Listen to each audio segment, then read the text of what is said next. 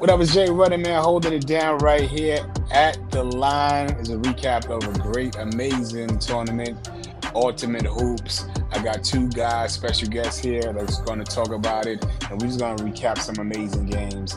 Donut and Alan, how you guys doing? Good, Jay. Thanks for having us. Of Doing course. well, Jay. Great to see you again. Man, I appreciate y'all, man. The tournament was amazing. Just tell me a little bit, how did you guys get this started? I'll try to keep it brief. So the very first tournament was in 2012 in Las Vegas at that time. And at that time, Ultimate Hoops had been within Lifetime. We were acquired by Lifetime in 2008. So roughly 3 or 4 years.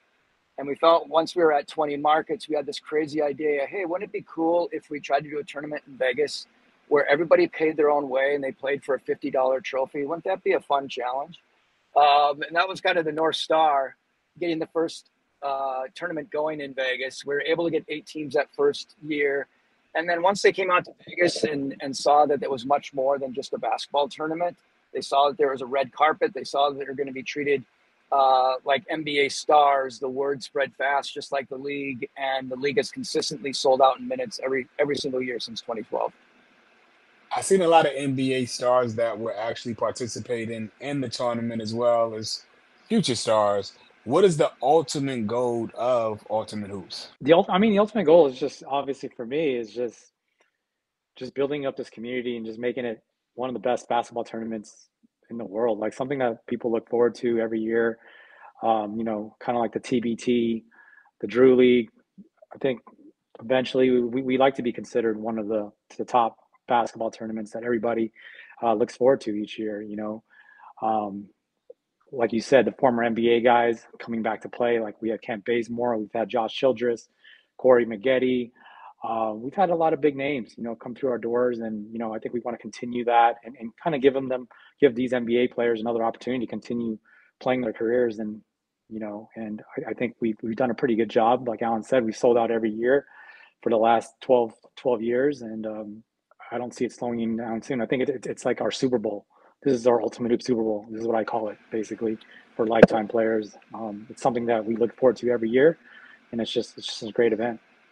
Now, as far as the Yeah, jerseys, some of them jerseys was amazing. They was kind of replicas of some of the NBA teams and stuff like that. Do you guys put that together, or is that like a team thing? Yeah, so shout out to Legends Apparel. They just came on board this year. They're our official sponsor for the tournament this year.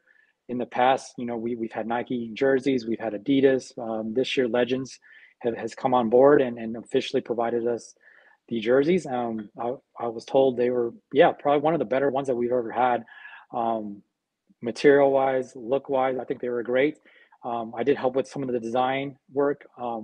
So yeah, Alan can speak on previous designs and how those work. But yeah, that's something that we definitely try to make interesting every year. It's what brings these guys back. It's kind of like a collector's item, right? Like you have the jersey from 2012, or they become items because they are. Once we give them out, that's it. There's no more. We don't really reprint them. They're not like they become collector's items. I guess I think for a lot of these players that played in our tournaments over the years. So, but yeah, I'll yeah, let Alan kind of follow up on that. yeah. No, I think just to build on that, Jay, I think it sounds counterintuitive because we're talking now about how all the NBA players and these great players are playing in the Ultimate Hoops tournament. When Donald and I first started doing that, that was never our intent. It was actually, let's make the average person who plays like Donald and I feel like an NBA player. So we've always focused on the experience over the competition. And by focusing on that, the pros have actually started to join and been attracted to that experience as well. But that's why we create these really pro level jerseys. We spend months designing over the logo and every single detail because our North Star has always been treat the average Joe like a professional. Well, that's dope, Yeah. man. Well, let's talk about the games that happened in Vegas. A lot of great teams from CTE, Hot to Trot, the fellas, the guys, to the Rude Dogs, and so on, man. I really enjoyed myself. There was a bunch of games that were close. There was some that went into overtime, so it made it a little more longer, but we definitely enjoyed ourselves. So let's talk about that. So we're gonna start with the guys and the Rude Dogs. That was one of the first games. So let's talk about that game and what was intriguing about that and how it was exciting, plus of a winner. Yeah, so the guys, they were actually one of the pool captains. This is they're playing against the Rude Dogs, who is a free agent team actually, because our Atlanta team backed out last minute. So we had to put together this team last minute, kind of from Vegas. We had a couple guys from New York, Arizona, kind of jump on as well. But yeah, the guys, I think, easily won this game pretty easily, which to me, I called it the weakest pool in the tournament. I didn't even have the guys going into Sunday. I think they were a little upset. I put them at 12 mainly because I felt like any team out of this bracket could have made it to Sunday. But you know, they pulled through. I know Zach had a huge tournament. I don't think it was in this game. He had a half-court shot to win the game, to literally put them into Sunday. If it wasn't for that half-court shot, they would have been sitting home on Sunday. So it wasn't for that miraculous shot. Yeah, I mean, it was anybody's ball game to really get into Sunday from this pool. But the guys pulled through. So yeah. What I will say about the guys, they was really good at shooting. Now this first game, they didn't really show that a lot, but the last couple of games that they played, they was hitting 3-pointers like there was no other. What I remember about the guys from the first time I saw them, it was a couple of years when I first played the tournament, they all played in wigs, right? And I think, you know, they're a content creating basketball media company. And the first year they came out in wigs and thought it was going to be fun. And then they realized how good the competition was. And I noticed this year, none of them were wearing wigs. They took it very seriously. And man, they're a really great team. I think I made this comment to Donald on Sunday or Saturday. And I said, I think the guys is the most well-conditioned team in the entire tournament. They play with 6 guys, 7 guys. They play fast. They play hard defense. So shout out to those guys. They have a lot of respect this year. They play great. Yeah, I saw them with the lavender mics. I was a little confused about that, but like you said, they content creators, but they were balling. And not that game, but I think the second game, they were just shooting lights out. So it was really exciting to see them. I think it was one game I thought they was going to lose, and then they just pulled it off at the end. So I agree with you guys, man. They did take it serious. I didn't see the wigs, but they didn't bring no wigs this year for sure. And I know, Donald, you actually spoke to some of the guys at the end of the game. We're going to take a look at it right now. From the guys, blowout first game. Did my 12 ranking kind of motivate that a little bit? Hell yeah, it motivated us, man. We came out here 6 guys again this year. Lost Jordan. He had a baby. Shout out Jordan, man. He's starting a family, but yeah, had to take care of business against the Rude Dogs. That was in the cards, but looks like we got our work cut out with us for Centex and NorCal buckets. So. I was going to ask you that next. I thought your pool was kind of weak, but it's looking pretty good. Yeah. I mean, you can never underestimate a current NBA player, and you know, obviously their opponents are keeping up with them. So we got our work cut out for us. But if we shoot like we did that game, I think we're in good shape. Thanks, Tommy. Good luck to your rest of. Now, Donald, where is 12 on the list? How far down is that? Out of 16. So Oh, wow. basically every tournament I do a preseason or pre-tournament preview article to kind of give my predictions on who's going to make the Sunday, right? The top 8 make it to Sunday. I had them at 12. So yeah, they weren't very happy with that, obviously, as you can see in the interview. But yeah, those guys are a lot of fun. I mean, they're really talented guys. I just knew they didn't have Jordan, their starting point guard, coming into this tournament. They're one of the few teams that didn't have a league either. So they didn't have any guys to really reload from. They couldn't really pull any guys because they don't have a league. So a lot of the players that they wanted didn't meet the eligibility requirements. But obviously, as Alan said, you know, they're young guys. They have, you know, the legs, obviously playing 6 or 7 deep. But yeah, shout out to those guys. They made a great run, I think, this weekend. You know, they participate in the TBT. Just a real quick plug. I know they're saying ultimately this is one of their top 3 tournaments that they look forward to every year. So to be up there, for them to say that about us, it means a lot for them. And I'm really excited that we have them part of our tournament every year. Now, one of my favorite teams, I'm not going to lie, I thought CTE was going to take it, but I'm not going to lie, Hot the Trot had some of the best uniforms of the tournament. We're going to take a look at this game right here, and just let me know how y'all felt about it or what you thought when it was going down.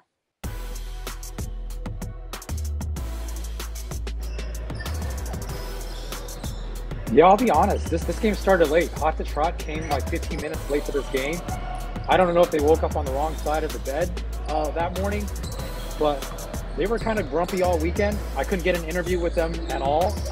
Every guy I asked turned me down for an interview. So it was really tough to kind of gauge where their head was at. Obviously, they lost all 3 games, but CT was obviously they're a monster. I think they're Kenny Ziegler over in Maryland's building a basketball factory over there. They have 18 teams at their Columbia League, so they're just loading up talent. As you can see, they made a huge run this tournament. But yeah, shout out to Kenny and the CT guys. Yeah, my impression with Hot to Trot is, to Donald's point, they did seem a little bit grumpy. And I think what we found is if you're going to win a championship, national championship, being in Las Vegas, you have to manage your off-court game as much as your on-court game.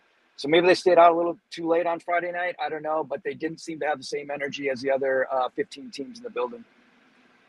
Yeah, CTE, I like them a lot. I know one guy didn't come back for Sunday, and he was like one of the people that I spoke to on the way out, so I was excited to see him. But number 22 was really good, and I know he came off the bench. Thought they should have played him a little more because he was, to me, more poised and more organized. But they won most of their games. Obviously, the game that mattered, they didn't win. Yeah, quick fact, Kenny Ziegler actually played in our first tournament in 2012 as well. So he is a true national tournament OG. Now we're going to do the Elite Eight, some of the best teams of the tournament, CTE in the North. Also, the North had some amazing uniforms as well, too. Let's talk about that and recap. Roll the clip. Yeah, Jay, I'm glad you brought up the North. I definitely wanted to talk about this team being from Arizona. I think the most fun player to watch for me was this kid named Jared Upchurch. Looked like he came straight out of a frat party. This white guy with the beard. He just came draining out threes. He doesn't look like a basketball player. Had a headband. Looks like he just looks like he's still in college. But yeah, he was amazing. I think he dropped 30 against the New York team. But he just came out just balling that tournament, and I was very impressed with them and the entire team.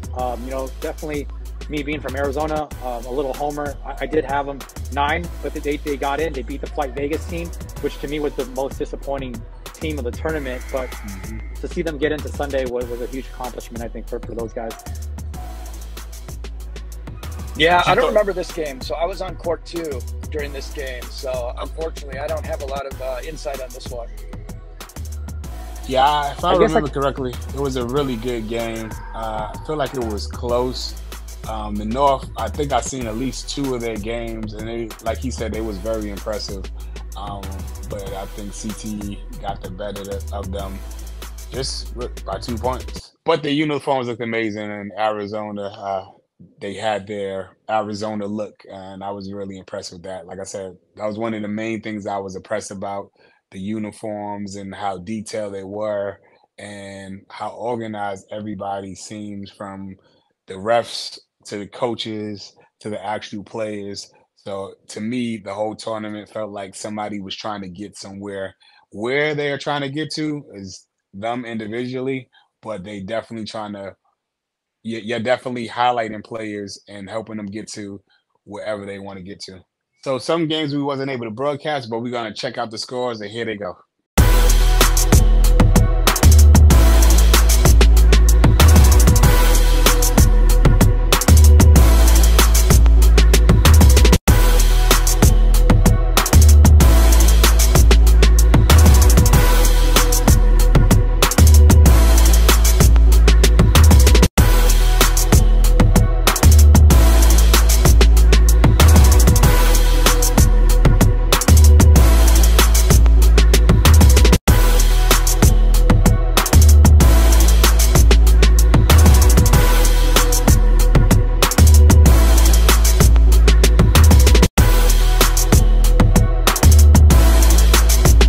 So the championship game, I felt when I first started watching, I felt really confident about CTE.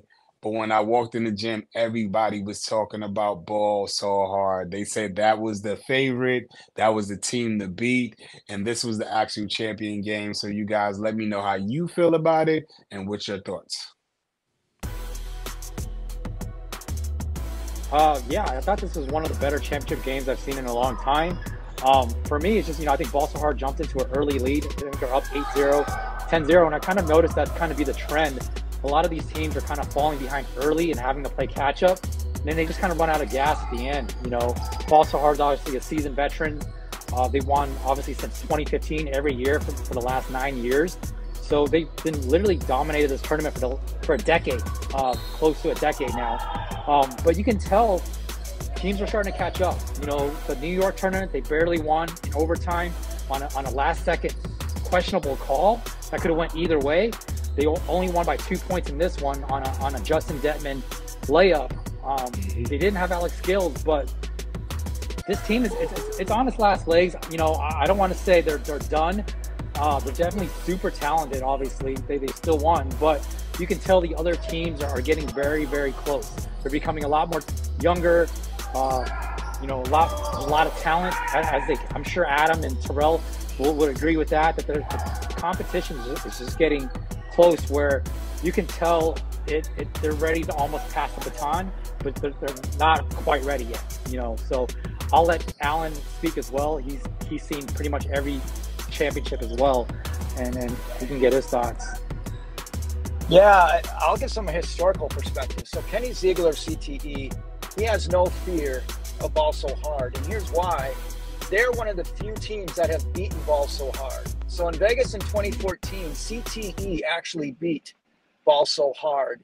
And I think that loss motivated Terrell and Adam to come back in 2015 with a fully reloaded squad. And boy, did they do that. And since that loss to CTE almost 10 years ago, Ball So Hard has been on a historic run. So it was kind of, I had a lot of nostalgia in that game. And I said to myself, boy, wouldn't it be cool that if 10 years later, CTE came back around and beat Ball So Hard again for a national championship. So really great story, great game. Amazing that CTE, we've not had a championship game in Vegas that I can remember that's been that close and that well played. So to Donald's point, the gap is closing on Ball So Hard, but could this scare that CTE gave them force Terrell and Adam to reload again for 2025? Who knows? I mean, you could see Jalen Suggs on their squad next year. Who knows? But I will say a lot of the games were very close. I seen Ball So Hard come from behind at least two of the games that happened in Vegas. So the competition is definitely amazing. It might have been like 2 blowouts, but the other games were down to the wires. The fact that we had about 4 or 5 overtime games was amazing. And I know you have more to come. I know you're going to be in New York. Let everybody know when you're going to be in New York and what to expect. Yeah, so our next national tournament, obviously, New York in August, August 25th, I believe, 26th. I don't quote me on that, but registration does open June 15th, which is next month. So make sure you guys get those squads ready, because we're going to be running it back in August in New York. So and then we're going to have you guys there out again to broadcast all the live games. I know we had some hiccups this tournament, but I believe we got most of those problems addressed. So we're excited to have you guys broadcast the games again for us in New York. New York City, Ultimate Hoops, we will be there. More games to come, more years to come, and we're excited to bring more great basketball to you guys. Donald, Allen, I appreciate you guys. Jay Run It right here, Ultimate Hoops, TOV Sports.